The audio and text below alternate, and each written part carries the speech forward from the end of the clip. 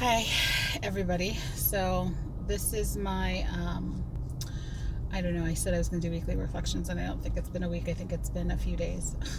um, I think my last reflection was probably Saturday. This is Tuesday, the 23rd, April 23rd. I just had my appointment in Bellevue. I'm leaving Bellevue now, which is why I'm in stop and go traffic, because this place is horrible.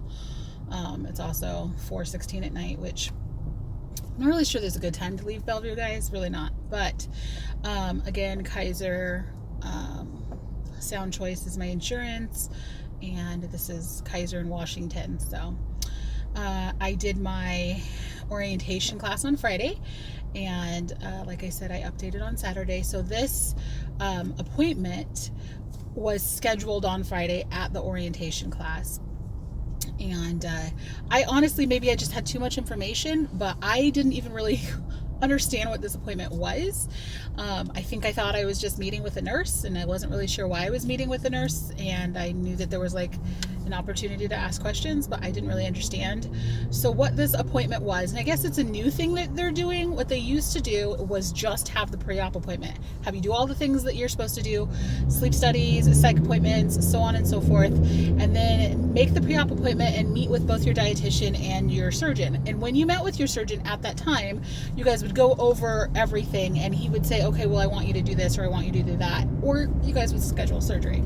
So now, I guess what they found was happening at that appointment was people had a lot of questions that he should have answered maybe before that. Excuse my camera, bounces around a lot. And that the surgeon should be answering before that. And I guess also there would be like more recommendations for something to be done, which I get happened in my case today, which I'm not very happy about, but you know that it could happen. And I've been wanting to do this for years, and this isn't going to hold me back. So who I met with, her name was Lori, can't remember her last name right now, and she is a general surgeon. So I don't know if a general surgeon is different than the surgeon that's doing the bariatric surgery. I assume that it is. I didn't get the sense that she does bariatric surgeries, but she obviously works on the team. So anyways, she was very nice. She asked some questions about history and kind of got some clarification on some things. We talked a lot about I have GERDs, acid reflux. We talked a lot about that. She prescribed me some omeprazole because I have not currently been taking it. I did take it years ago, but I just didn't want to be on that for the rest of my life. And it's not like a make it better thing. It's just like a symptom thing. So I was just kind of taking a as needed over-the-counter charcoal tablet. It's also a lot cheaper to do that. Omeprazole is kind of expensive when you're on it for the rest of your life. I also then, because of that, kind of just deal with a lot of pain. So when I have a really bad acid reflux, I mean, my stomach is acidic, I'm ready to puke, it's so acidic, then I will take that over-the-counter charcoal that I told you about, and some Tums or whatever, and kind of suffer through until it feels better. She told me that was a bad idea. I guess I knew it was a bad idea, but I didn't really know to the extent that she was talking to me about it. She said for multiple reasons you can cause scar tissue in your esophagus if you are not taking something to, like if you're not keeping the acid down, you can cause a bunch of scar tissue. Other things. She said other things can happen, and I can't remember what they are. It was a lot of doctor speak, but it meant that things could happen, like cells could be created because of the damage to my esophagus that could be cancerous. So obviously nobody wants that. That's not a good plan. So she said she doesn't like that I haven't really been treating it, and that I've just been kind of dealing with being in pain, which is kind of my MO. I've dealt with a lot of pain.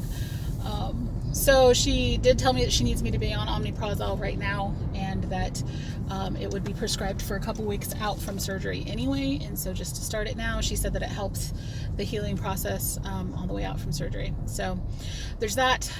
The other thing that she told me was because of my weight, my BMI, and the fact that I had on this, don't know what that survey was. Whatever survey, I answered kind of how my sleeping habits are. The one that they send you in the packet that you have to send back, there's like a score. And so apparently my score was 3, which means that she wants me to have a sleep study. So there's what's annoying to me. I don't think I'm going to need a CPAP machine. I don't wake myself up snoring. I don't even think I snore very loud. Like, my partner says that they can hear me breathing, but it's not something that you can hear in the other room. It doesn't keep you awake. And so I wanted to argue with her a little bit, and let me remind you, she is a general surgeon. So I stopped myself from arguing with her. And I think she was a little prepared for that. I think that she knew that, nobody's going to be happy about possibly not being able to do the surgery when they wanted to, or having another reason not to do it, and just having another pushback. So I am disappointed, and I feel like not only is it another appointment that I have to wait to be scheduled, because Kaiser is like that. I'm sure I've mentioned in these videos before, and of course I said, so can I call them? And she said, oh, they'll call you. I'm going to put the referral in. They'll call you. And it's always like that with Kaiser. And very rarely do they actually call you right away. And so anyways, that annoys me, and I will just bug them until I hear from them. I don't really know who I'm supposed to hear from. She said it's somebody in Tacoma, but I will bug my bariatric case manager nurse until I get it scheduled, because I just want to get it done. So there's that. Obviously, I will update you guys on what that looks like when it happens. I have no idea really. Well, I have very little idea of what to expect. What I've heard from some friends and people that I've seen on social media and on these vlogs is that you have to go overnight, but in this specific program, I heard that they give you a kit to take home. So that's new, but I still don't know what that process looks like. Do I take it home for a month? Are you asking me to take it home for 3 months? Am I doing it for one night? So anyways, I'm a little anxious about the process of the sleep study. I don't really know what it looks like. If I go into the office, they're going to just ask me more questions and then just give me a sleep study. I don't know. So a lot of unknown there. And I'm just kind of let down a little bit, because I was really excited and feeling like I was finally going to get, the ball rolling. And so I'm a little let down by that. All in all, she answered some good questions. She does agree that the Roux-en-Y is the best surgery for me because of the acid reflux and the diabetes. And what else? What else happened from that meeting? We just talked about the pre-op diet. Like I mentioned, guys, have already started the pre-op diet. It's hard for me to eat all of the calories that they suggest. She said that was okay. She said if I'm under calories, it's okay as long as I'm paying more attention to the vegetables than the carbs. There's the protein shakes and then the low calorie meals. And she said on the low calorie meals, if I'm feeling full and I have more protein, or just protein and veggies, that's fine. But obviously not to cut out the protein or the veggies. If I'm going to cut anything out, cut out the carbs. So there's that. What else did we talk about? She asked me if I was food journaling. She didn't look at the food journal, but I did tell her I was doing it on my phone until I can get a journal.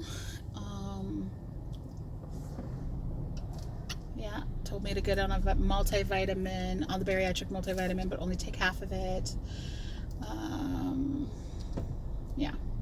I guess that's pretty much it. Again, I'll update again after I have my psych appointment and after I do this freaking sleep study in a couple of weeks. Hopefully I can get that scheduled in a couple of weeks. If that's a... See, I'm already burping still.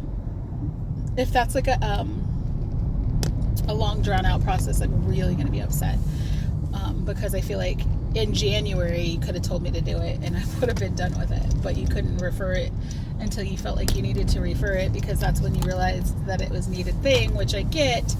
But that's what bothers me about this process. Like, I can't go do the thing until they tell me I need it, but they don't tell me I need it until like now. Like 3 months ago, they could have told me. I'm just saying. So, okay. Anyways, I'll stop ranting. I hope all of y'all are doing well, and hopefully I'll go do this and I'll be able to get in and out and it'll be easy, and hopefully I don't need a CPAP machine.